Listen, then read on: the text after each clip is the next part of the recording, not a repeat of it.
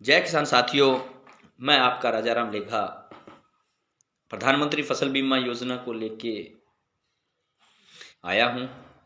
प्रधानमंत्री फसल बीमा योजना क्या है, इसके उद्देश्य क्या है, क्रॉप कटिंग क्या है, गारंटी उपज क्या है, हमें क्लेम कब मिलेगा, कैसे मिलेगा, हमारा प्रीमियम कितना लगता है, इन सभी प्रश्नों को संक्षिप्त रूप में लेके आया हूँ।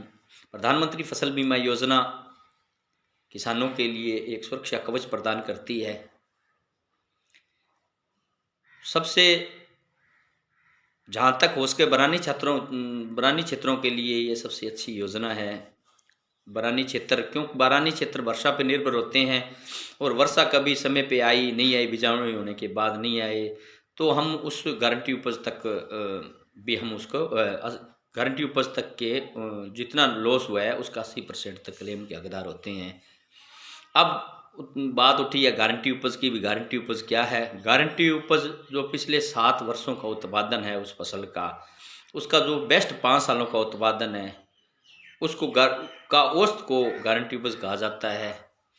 और क्रॉप कटिंग क्या है? क्रॉप कटिंग एक रेवेन्यू बोर्ड द्वारा, क्योंकि हमारी जो राज्य की जो फसल बीमा योजना है, इसको राजस्व मंडल अजमेर इसको रन करता है, तो वो एक अंक देता है या आजकल जियो टैगिंग से वो उस क्षेत्र को चिन्हित कर देता है भी इस क्षेत्र में जाके आप इसको, क्योंकि आजकल गिरदावरी ऑनलाइन हो गई है, तो वो ऊपर से देख लेते हैं भी इसमें जौ है या इसमें सरसों है या इसमें चना है, या तो उस खेत में उस जौ सरसों चना का वो भेज देते हैं जियो टैगिंग करके। और वहाँ जाके जितना 15x15 का चकोर जो भी हमारा उसमें एक ड्यूटी लगती है एग्रीकल्चर सुपरवाइजर की या पटवारी की, उसमें जो 15x15 का वो चकोर बना लेते हैं और वो 15x15 का जो चकोर है वो काटते हैं, किसान ही काटता है, वो काटते हैं, वो काट के और उसको वहीं कूट पीट के या उसको साफ सूफ करके और वो उत्पादन उसमें बना लेते हैं। अगर क्रॉप कटिंग का उत्पादन गारंटी उपज से कम होता है तो हम क्लेम के लिए एलिजिबल होते हैं, जितना कम हुआ है उसके लिए एलिजिबल होते हैं। तो इस तरह से क्रॉप कटिंग के जो प्रत्येक, क्योंकि ये आजकल फसल बीमा योजना है ये पंचायत वाइज कर दी गई है, तो पंचायतों में एक फसल के लिए दो चक्कों में दो नमूने उठाए जाते हैं और इन चारों नमूनों का जो औसत होता है वही क्रॉप कटिंग का नतीजा माना जाता है। वो उत्पादन अगर गारंटी उपज से कम होता है तो हम क्लेम के लिए एलिजिबल होते हैं। अब किन फसलों को लेकर हमें इस फसल में बीमा कराना चाहिए?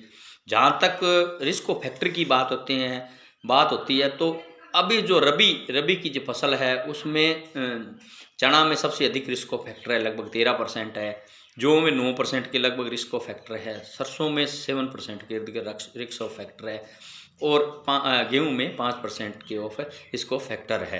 तो इसी हिसाब से हमें हमारे प्रीमियम को कटवाना चाहिए। किसान भाइयों, हमारे जो प्रीमियम है रबी में हमें जो प्रीमियम देना पड़ता है वो 2% 1.5% देना पड़ता है और खरीफ में हमें बीमा प्रीमियम 2% देना पड़ता है। व्यावसायिक फसलों के लिए हमें 5% प्रीमियम देना पड़ता है। बाकी जितना प्रीमियम होता है वो भारत सरकार और स्टेट गवर्नमेंट्स दोनों 50-50 के शेयर में चुकाती है। अब हमारे नुकसान हो जाए तो हमें बीमा कैसे मिलेगा? अगर व्यक्तिगत नुकसान हो, जैसे मान लो किसी के खेत में आगजनी हो गई या किसी के खेत में मान लो अपने क्या कहते हैं आंधी आ गई, उसका फसल को उठा के ले गई, तो उस दिशा में हम अगर ऑफलाइन अगर दावा करते हैं तो हम 7 दिनों के अंदर एसडीओ ऑफिस, एग्रीकल्चर जो एडी होते हैं उनका ऑफिस और बैंक या बीमा कंपनी के प्रतिनिधि, इन चारों को व्यक्तिगत रूप से लिखित में हम उनको दे सकते हैं।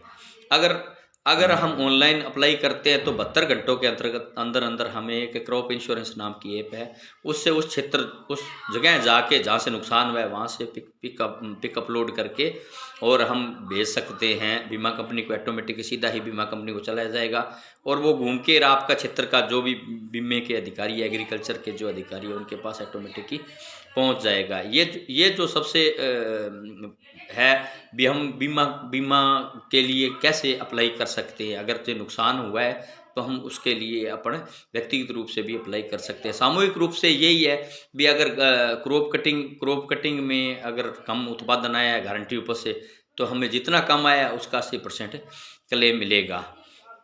तो नमस्कार साथियों, नमस्कार।